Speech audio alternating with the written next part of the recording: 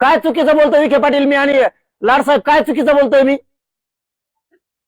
करू दे मला तुमच्या पोराचं पुरीचं वाटलं. तुम्हाला सहन होतंय का लाडसाहेबाला विखे पाटलाला बघू? करू दे आम्हाला वाटलं.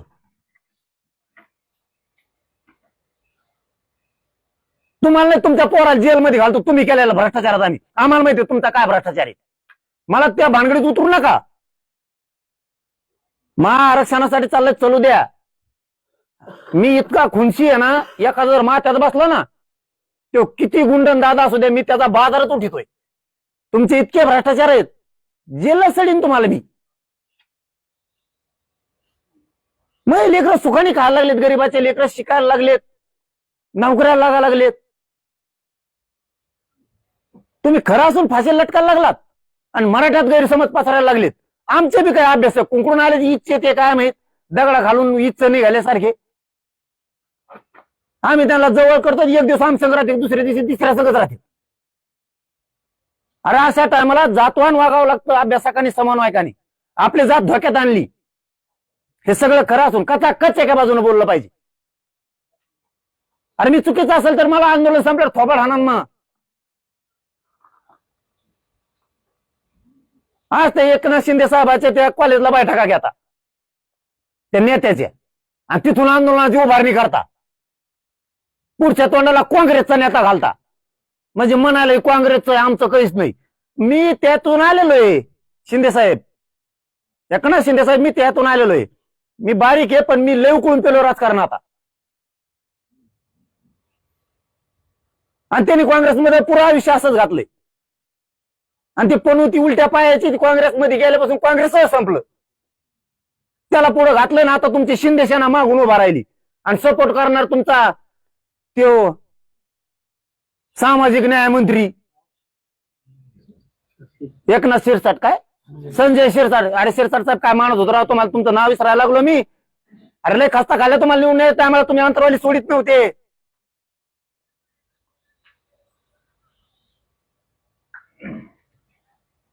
त्या परळीच्या टोळीसारखा तुमचा कारभार सुद्धा आता त्या पीएच्या हातात गेलाय. आधी त्याला सगळं सांगावं लागतं, बोलावं लागतं. अरे नेतेगिरी, जरांगे संघ नेतेगिरी करू नका.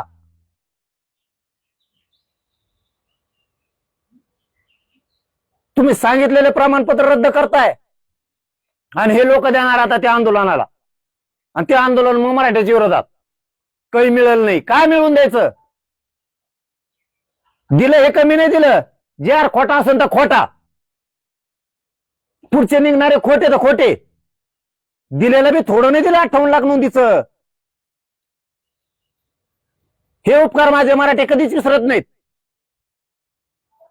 तुम्ही एकनाथ शिंदे साहेबांनी सांगितलं म्हणून तुमच्या कॉलेजला बैठक घेऊन माझ्या विरोधात आंदोलन उभा करणार आणि त्याला बळ एकनाथ शिंदे साहेब देणार. शिंदे साहेब तुम्हाला याच्यासाठी नाही ते गादीवर बसला. तुम्हाला आता वाटत असेल आता निवडून आलोत काय गुतलंय. असं नसतं ते, असं नसतं ते. ती बाप उतरायची ताकद आहे मायात. मी फडणवीस साहेब झाक उतरलेली, त्यांनी चांगल्या चांगल्या झाकी उतरल्यात, मी ती झाक उतरलेली.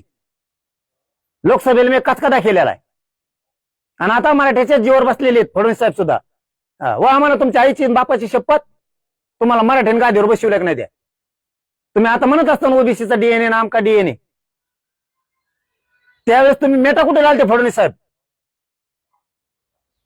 राजकारणातून संपल म्हणून लय सगळं बाहेर नका काढायला मला फडणवीस साहेब.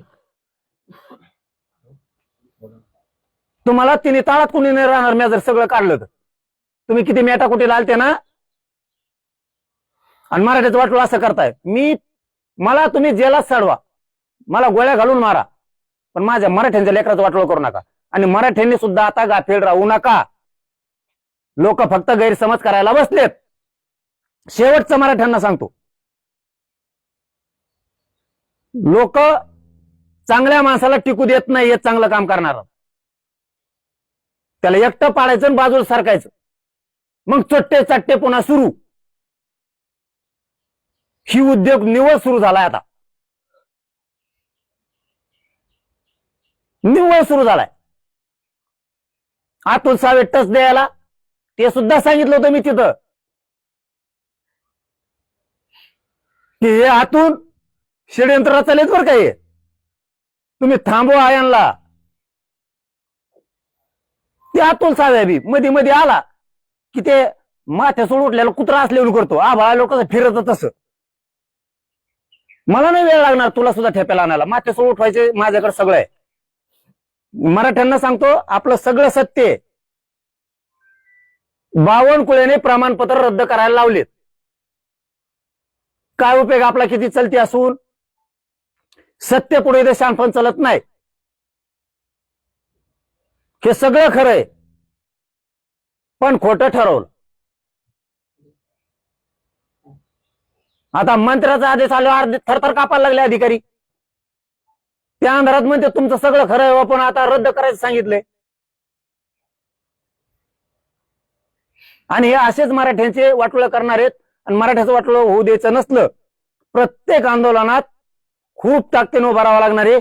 वेळ पडली तर आता पुन्हा मराठ्यांना मुंबईत जाऊन यांना हिसका दाखवावा लागणार आहे. त्याशिवाय ठेप्याला येत नाही. फडणवीस बी नाही. आणि आता शिंदेचं नाव मला आयुष्यात घ्यावं मला असं वाटत नव्हतं. शिंदे आपल्याशी आयुष्यात कधी दागा फटका करल एकनाथ शिंदे साहेब मला आयुष्यात वाटलं नव्हतं. कारण मी त्या माणसाला इतकं मानत होतो. पण त्यांच्या कॉलेजवर नेत्याच्या बैठक होत्यात माझ्या विरोधात. ते सगळे त्यांचे शोधून बघा म्हणा. टोटल शिंदे साहेबाच्या पक्षाचे आहेत आणि काही मराठीचे पण अतुल सावेंचे. आणि यांना सगळे बळ देणार आहेत हे लोक पाठवणार. ज्याला आरक्षणाचं देणं घेणंच नाही कोणत्या जातीच्या गाड्या भरून आणि मग गर्दी झाली तुफान आंदोलनाला. अरे काय वागायला राव शिरसाट तुम्ही.